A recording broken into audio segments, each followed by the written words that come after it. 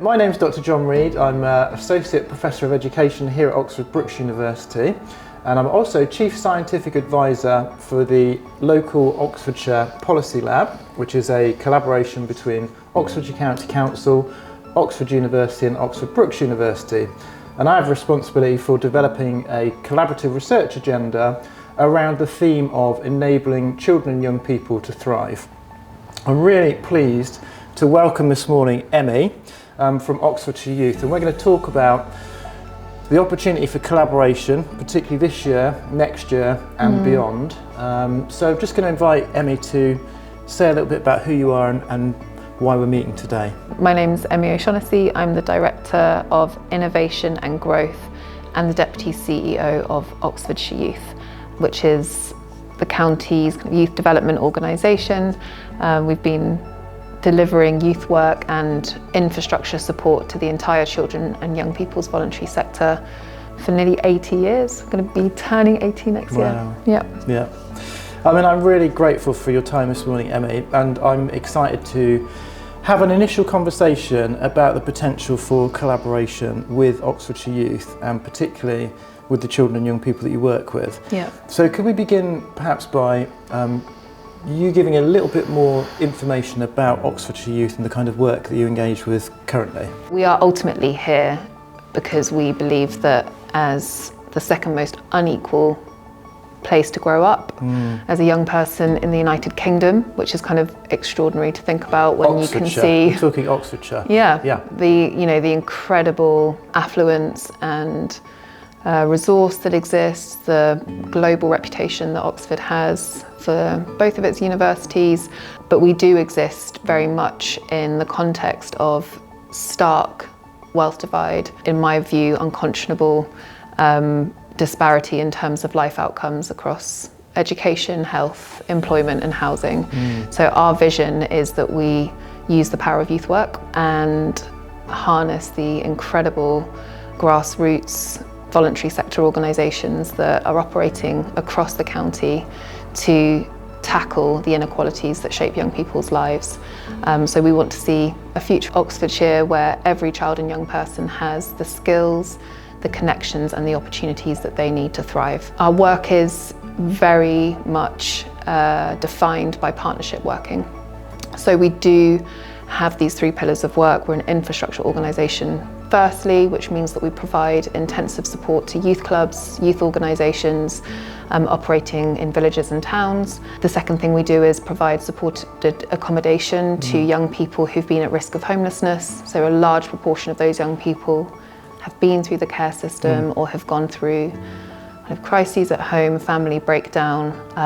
They may be unaccompanied asylum-seeking young people. They come into our supported accommodation service and we provide an intensive kind of youth work support to enable them to get back on track and move forward in their lives with more skills in place, accreditations, employability, education, training and housing security. And then the last thing we do is deliver effective youth work programs that aim to equip young people with the essential life and leadership skills that they need to thrive. But our work is targeted at largely marginalised groups of young people who are affected by poverty and the intersections of class, race, disability, sexuality, and thinking about how our resources can prioritise those groups of young people who are facing the most barriers to being able to achieve their potential and go on to live really enriched, meaningful lives. Across all of our work, youth voice is really key. We pay attention to listening to what young people are telling us that they need from the adults and the services around them.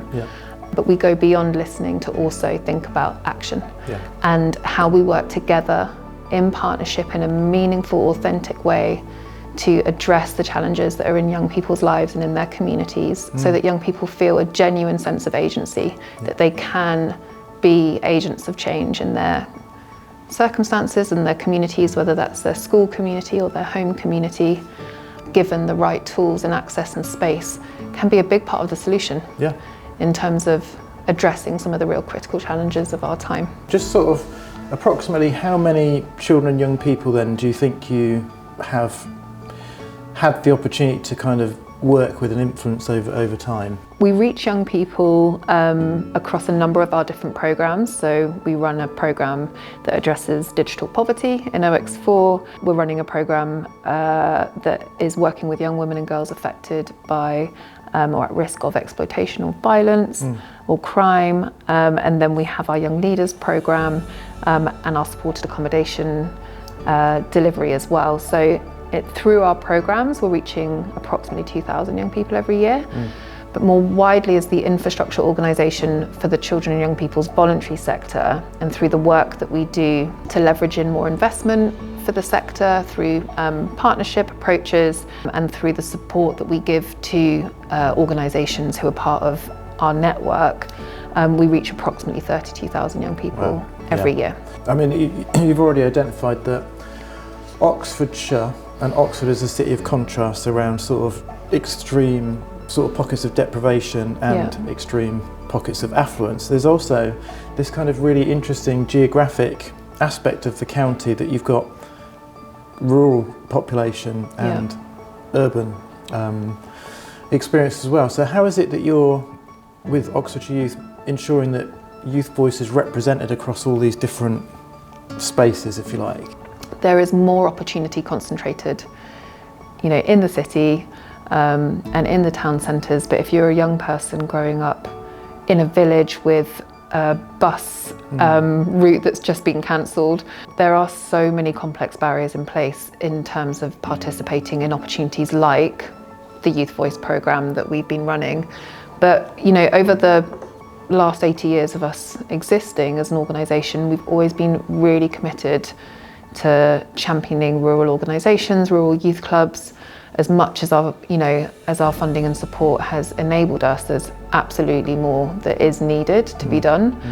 But with the Youth Voice Champions work that's been carried out in the last year, that's been funded, supported brilliantly by Oxfordshire County Council, we were absolutely determined to ensure that young people from rural parts of the county were participating in the surveys that the Youth Voice Champions were creating and disseminating.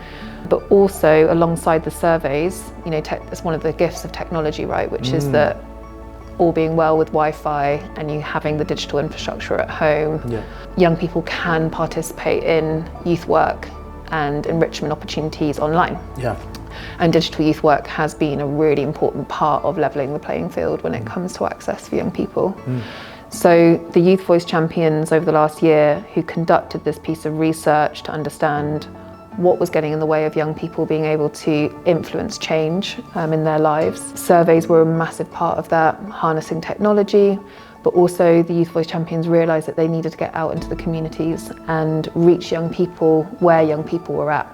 So there are about 37 or 38 different events that the Youth Voice Champions either generated themselves or attended that were county-wide to ensure that they were physically present in those young people's communities, both rurally and in the more urban parts of Oxfordshire. And that meant that we were capturing the real kind of lived experience of young people who are facing quite a specific challenge of rural isolation.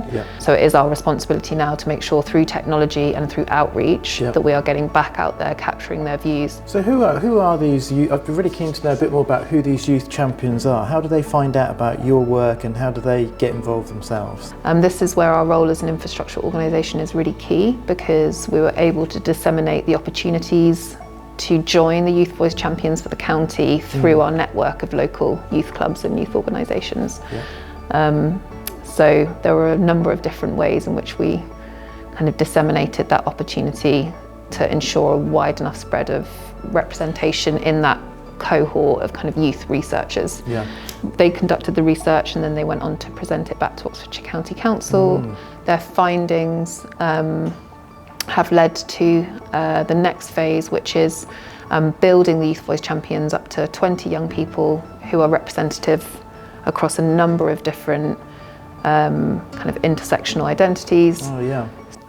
Like the heart of youth work is being youth-led and listening to young people's voices. So that was, for us, was really important, that this was a space where young people who often have felt ignored or invisible and not seen in spaces of power and decision making absolutely felt the kind of authenticity of that invitation to say, you know, we want you to be here leading this piece of work for the county. And that sort of intergenerational influence, I think, is really important around actually, you know, the current youth champions then have the opportunity to sort of inspire the next generation of youth champions, and I really think that's a wonderful idea. And I mean, I keep thinking about these sort of intergenerational opportunities between those in educational institutions like higher education, postgrad students supporting undergrads who support the secondary school students who support the primary students. So there's this sort of sharing of knowledge and expertise across these kind of different spaces and so on. But I was excited when we first had a conversation, but I continue to be excited about the potential for collaboration with the Oxfordshire Policy Lab